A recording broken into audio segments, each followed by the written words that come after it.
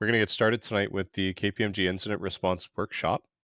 Before we get started, please familiarize yourselves with the materials channel. We've posted everything that you're going to need for the investigation there, as well as the groups and the download for the forensic VM and the incident response investigation guide. So please do take a look at that, guys. Start your downloads now. It's about 8 gigs for the VM, so do make sure that you get that going. We're going to be first starting with our keynote according to schedule. Alex is going to be giving us a fantastic talk on effective communication and incident response, so make sure to tune into the stream. At around 6:45, we're going to be starting the investigation, so please make sure you have everything set up before then. Familiarize yourselves with the breach scenario, over break or whatever. We've got a break allocated. And during the keynote, if you guys do have a question, please feel free to post the question in KPMG Q&A. Somebody is either going to go ahead and respond to you in the KPMG Q&A channel, or alternatively, we'll save it for the period where, we can voice afterwards. But with that all said and done, I think we've got a good chunk of people here. Thank you everybody again for joining. We really hope you enjoy the workshop. I'm going to hand it over to Alex and he can introduce himself and take it from here. Thank you, Todd, and thanks everyone, and thanks for giving KPMG the opportunity to, assist with this event and giving us an opportunity to present some of our caliber that we have, and giving me an opportunity to do the keynote. And I want to spend a little bit of time talking about effective communication when it comes to incident response. And if you have any questions, please feel free to speak up, provide them, or we'll try to handle them as we go. So about myself, I'm a partner here at KPMG I'm coming up to 2 years. Before I joined KPMG, I was working for Mandiant for almost 5 years, where I sort of learned the traits and the secrets of incident response. And I have now the pleasure of working with some great people here at KPMG, assisting clients when it comes to responding to cyber incidents and helping our clients to recover from a cyber incident response perspective to bring them back to normal business operations. I'm not reading everything that's here, but I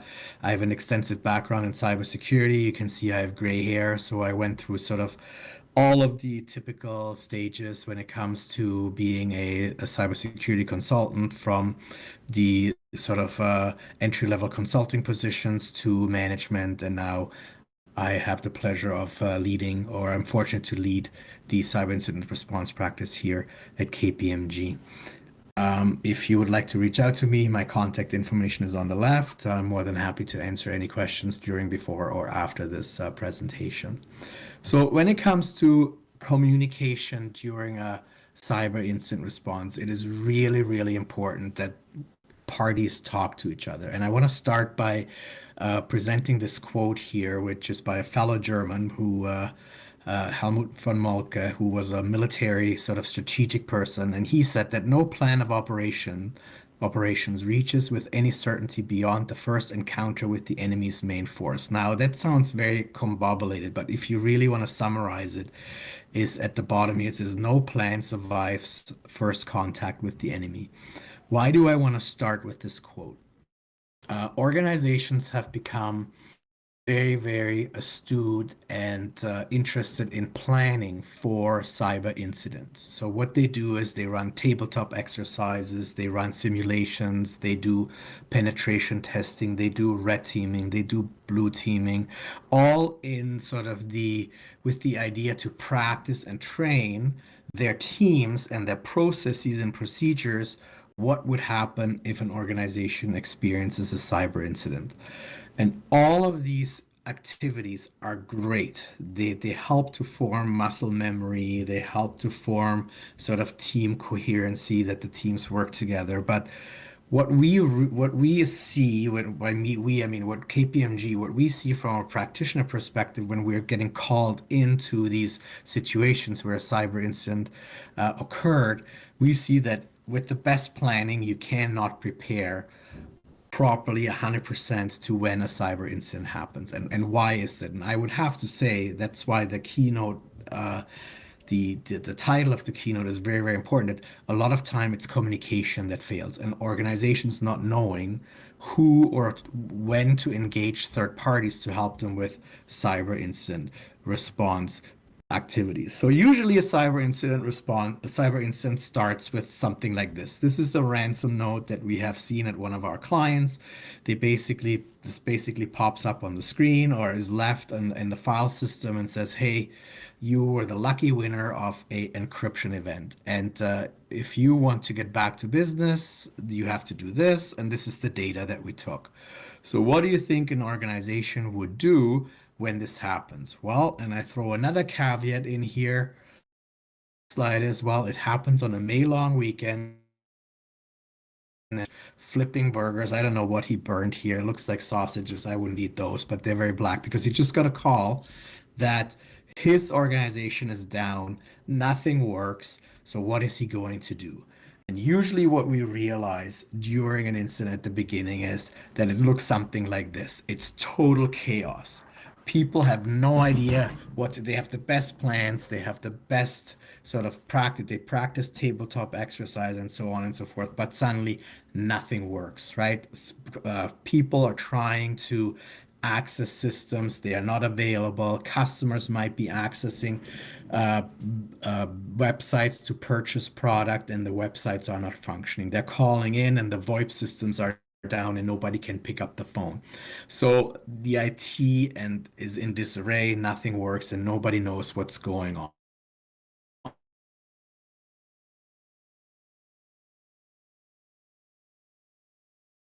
Right? So the next picture depicts everyone when there's too many parties that are involved in a cyber incident response, right? You have cybersecurity who wants to try finding out how this happened and so on and so forth. Then you have IT. IT and cybersecurity are working very closely to bring things back. You have clients wanting to access your systems from external. You have the media who wants to find out, oh, why is your website not working? You have investors. Ooh, is there an issue? Do we have to worry about the money that's being put into the organization? You have vendors and suppliers. Well, we can't submit any orders. We can't retrieve orders from your systems. How do we deliver product to you? How do we retrieve product from you? Internal stakeholders. You have HR, you have marketing, you have other business units within your organization that are trying to figure out what's going on because the systems are down and they can't do their day-to-day business operations. We have external stakeholders, right? Like, oh, they can't access or get access to resources within the organization. We have the business itself is asking what's going on. How can we get back to normal operations? You have employees who want to figure out what's going on. Everyone is sort of coming down. We have up and downstream service level agreements that need to be held, right? Like how mission critical are some of our IT infrastructure that we need to use to communicate with the third parties? Do we need to bring them back within 2 hours? We need 4 hours. How long do we have to do that? So you guys can see that there's a lot of stakeholders and parties involved when it comes to a cyber incident response, and everyone is trying to get the same answers or different answers from people, and nobody really knows what's going on in the beginning. So how do we get proper communication channels in place with this madness, right? And then on top of it, if there's privacy information involved, we have legal teams who are wanting to know. They might have regulatory requirements, like if there's data from Europe involved, you have to report within 72 hours if somebody's personal information was breached, and so on and so forth, right? And that's where the privacy aspect comes in. So there's a lot of chickens with the head cuts off that run around in an organization. So when we are getting brought in from a forensic investigation perspective, right, there's a couple of questions that we want to answer with regards to what happened, right? The first one is the threat actor still in the environment, or do they still have access into the environment through backdoors? That question is very, very important if we want to give the green lights to IT to say, you know what, we can start the recovery process of the organization. Because if we recover, we need to make sure that the recovery process does not from backups, for example, is not being done when there's still backdoors in the environment that the attacker could come in during or after the recovery process, right? So these questions have to be answered. We have to identify properly the indicators of compromise to ensure that systems are either recovered from backups prior to the incident with no IOC present, or we have to recover them from or we have to recover them from scratch. And depending which route you go down, the longer it takes, right, to bring some of those systems back and to ensure that they are brought back in a safe and secure manner. So very important questions.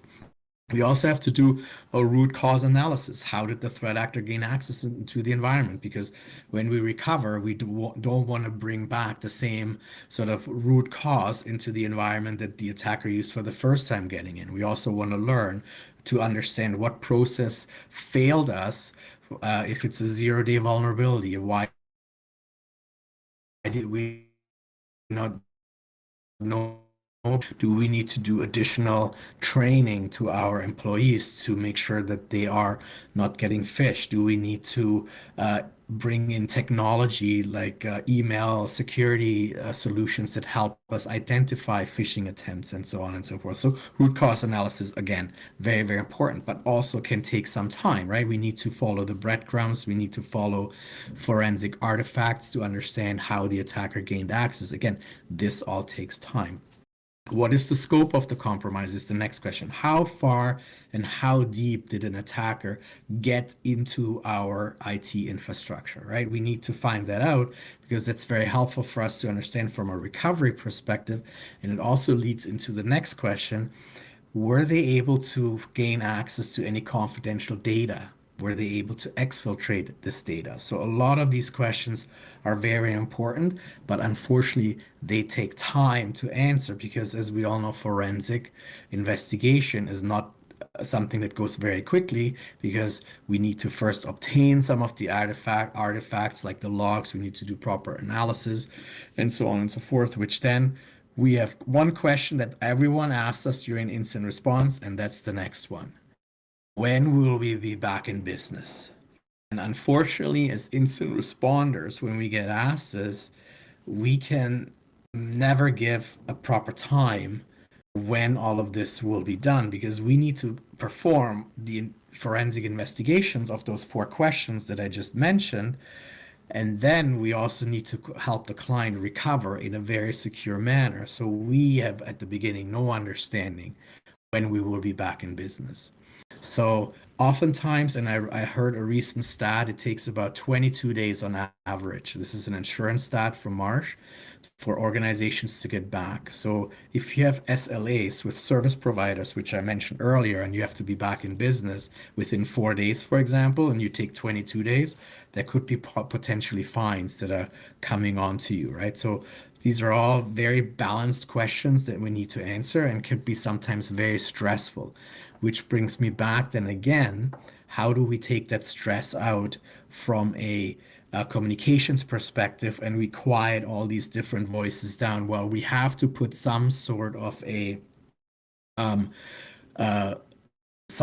structure into this madness. And there's 2 ways that I always see this with regards to communicating during a incident response engagement. The first one is how do we effectively communicate with external stakeholders? Oftentimes during our cyber incident response engagements, we bring in what we call a breach coach, which is a legal firm who is helping sort of to coordinate the entire sort of response effort for all of the stakeholders, especially for the external stakeholders involved in the cyber incident response. The reason why I put sort of this red ring around the breach coach or the legal firm is because they are really on point. They're sort of what you would call the quarterback of the cyber incident response engagement.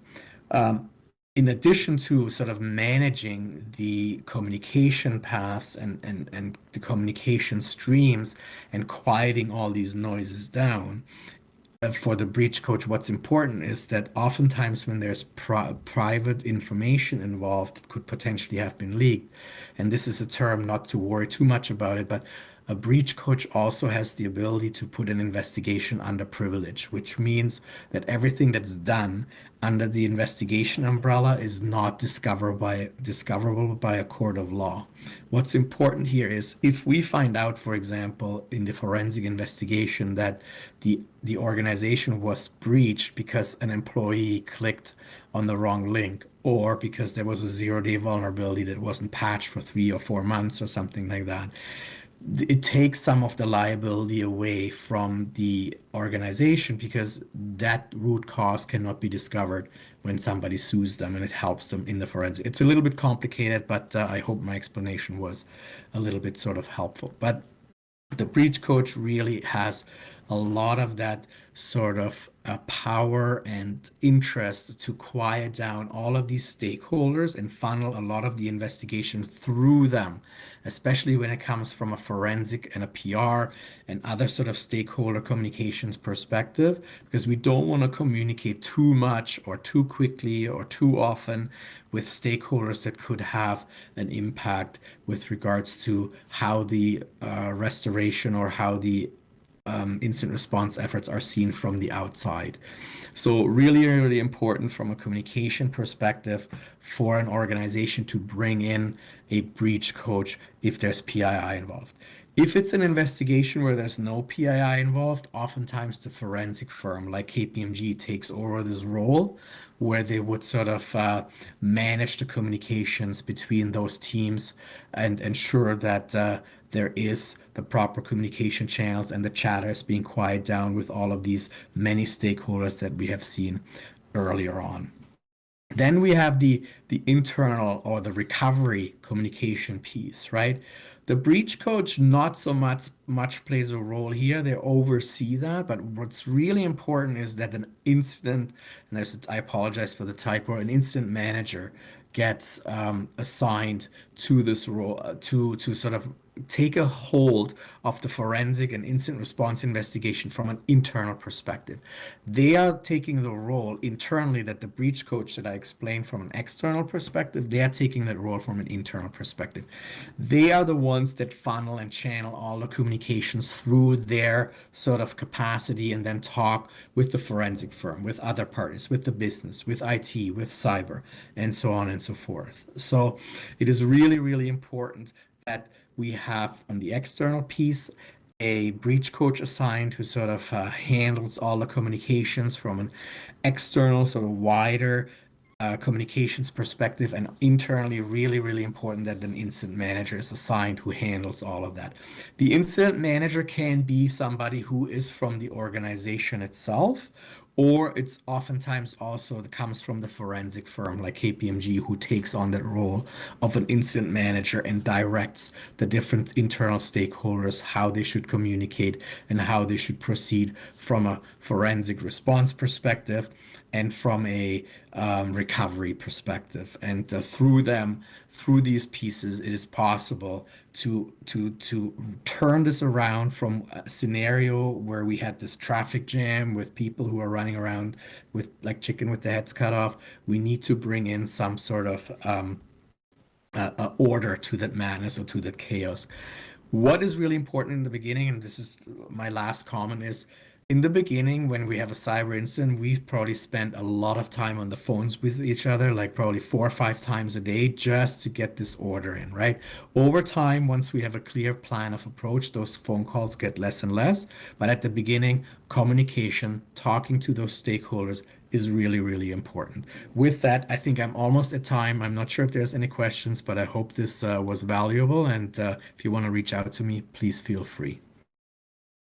So thank you, Alex. We've got 10 minutes now set aside for Q&A, folks. So if you do have any questions for Alex or for any of the KPMG team, please do ask them in the KPMG Q&A channel. I'm just going to put an @ here in the channel just so that everybody knows where I'm referring to. Feel free to post your questions there. And in the meantime, if you don't have any questions, feel free to step away. Small announcement, there was an issue with the Google Drive link that we had posted that was originally hosting the VM. We've updated that with a link to a mega folder, so we had a backup distribution ready to go just in case.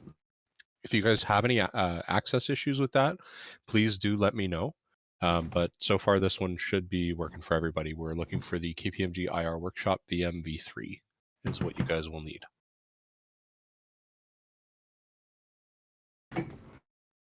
I'm not looking at the questions, so if there's anything for me, let me know, guys. Yep. So far, it doesn't look like any questions. If not, then we can give everybody sort of an early break and come back. But feel free to speak up, guys, if you can unmute. I don't know if you can in this channel. Otherwise, ask in the KPMG Q&A channel. And is it fine if you update the VM, as in like if you run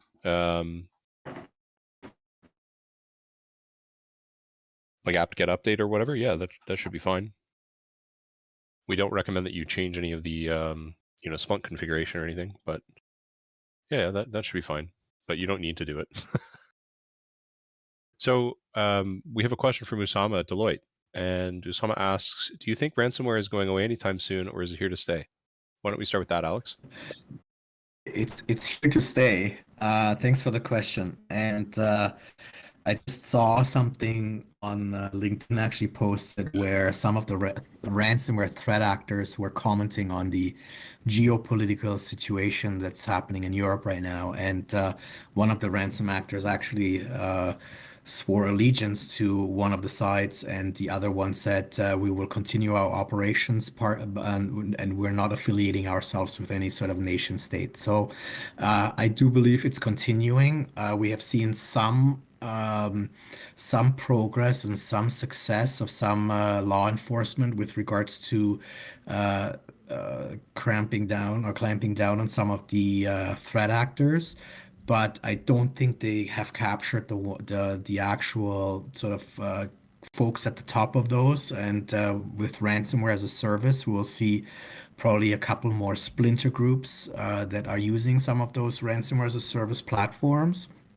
And that will be very interesting for incident responders like us, because it will be very difficult to attribute some of those ransom threat actors with regards to will they adhere to some of the code of conduct that other ransom actors have used in the past. Will they release data? Will they not release data?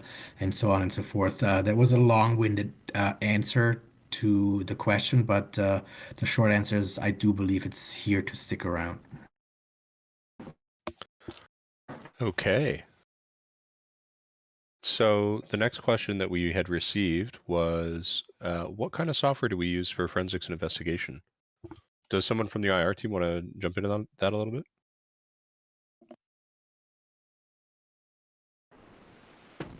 If not, I can take it. Sure, go for it. Yeah, so number one, as KPMG, we're very product agnostic when it comes to software and solutions to do cyber investigations. But we have used several tools, for example, to address some of the issues and to answer some of the questions like Carbon Black, SentinelOne, CrowdStrike. Are some of the EDR tools that we are deploying during an incident. First and foremost, though, we are using the tool set that the client has access or has available to them. If they don't have it, then we can bring some of those tools that I just talked about. From a network detection response perspective, we have been using FireEye. And we are looking at other options such as Darktrace or even Security Onion. And then the typical forensic tools, right? Like to take images and so on and so forth. I'm not sure if anyone wants to comment, but there is NCase and so on and so forth, which we're using during our investigations. Mansoor just posted that in the chat, actually. So some of the EDR tools being SentinelOne, Carbon Black, and CrowdStrike. For forensics, we've got Magnet Axiom and NCase, and network detection, FireEye. Some of our friends in the chat as well, I believe. So our next question here is from Furkan, and he asked, you mentioned that the breach coach can reduce liability even if the company is under fault. Could you explain that once more and explain why such a law exists? As in, what's the reasoning behind it existing? It's not so much the it's a legal construct, and I'm not a lawyer, so we might want to get a lawyer at some point to talk about this. But with the idea of putting the investigation under privilege with a breach coach is that should there be a lawsuit against the client, that the root cause and some of the analysis that the forensic investigation brings to light is sort of protected and not discoverable. So it would not point sort of negligence, for example, against the client. So we want to sort of keep the investigation under wraps. There could still be liability for the organization with regards to personal identifiable information that has been leaked through the cyber attack, but it wouldn't be from a court case perspective, it would be limited to the individual damage to those individuals through that PII and not so much how negligent that organization was. I'm sorry if I'm dancing around this answer, but I'm not a lawyer. But the idea here is to limit the liability through negligence from a law perspective. The next question that we received is from Reed, and Reed asked, in forensic investigations after a breach or attack, how do investigators discern who the responsible threat actors are, besides a group taking responsibility? Well, I would say it's through attribution, right? So if there's no threat actor that openly announces that they are the responsible for the attack, we utilize IOCs and the tools and techniques and the methodologies that a threat actor is using, and we try to attribute those to a certain threat actor, right? So we have even seen where some threat actors try to copy other threat actors to try to attribute the attack to somebody else and not themselves. But it's oftentimes the use of IOCs, the tools and techniques and the methodologies that we try to use to attribute them to a certain threat group or a threat actor.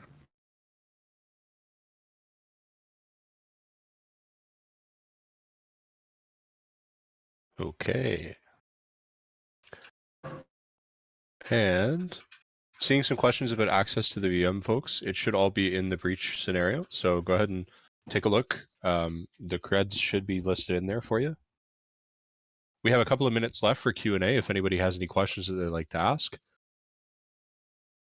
Pavan asked, what's the most fun and least fun part about working on an IR engagement? And it got a bump as well.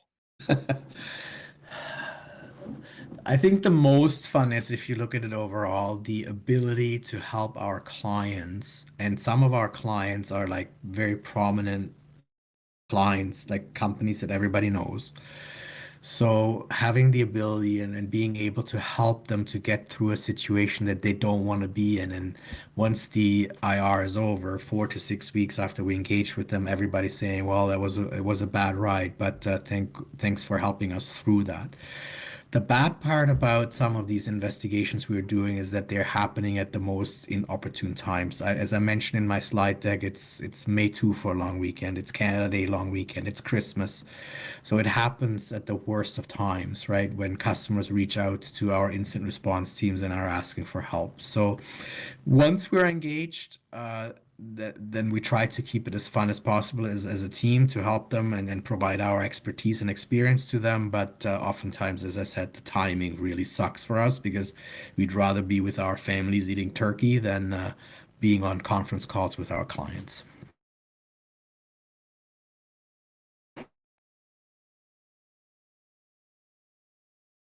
We have another question from Tasdeed, and he asked, what certifications do you recommend looking into for incident response? Todd, do you want to take that one? I think that there are a whole bunch of really relevant certifications and more important than certifications, learning platforms that can benefit you for incident response. It's kind of hard to certify, your experience or your suitability for our incident response because it is a very practical thing. So that's one of the great things about this workshop. You guys are going to get some good hands-on with it. I could definitely recommend that if you do end up getting a good co-op and an employer who's willing to support some professional development, the GCIH, the SANS aligned designation for incident handling is definitely worth looking into. I'll post a link in the chat to it. Fair warning, it's fairly expensive, so I do not recommend that you guys pay for the GIAC certified incident handler yourselves. But definitely, if you have a good co-op opportunity, it's worth looking into. More importantly, and more accessibly, mind you, I would definitely look into a platform called Blue Team Labs Online. And I'm just going to post a link to that in the channel.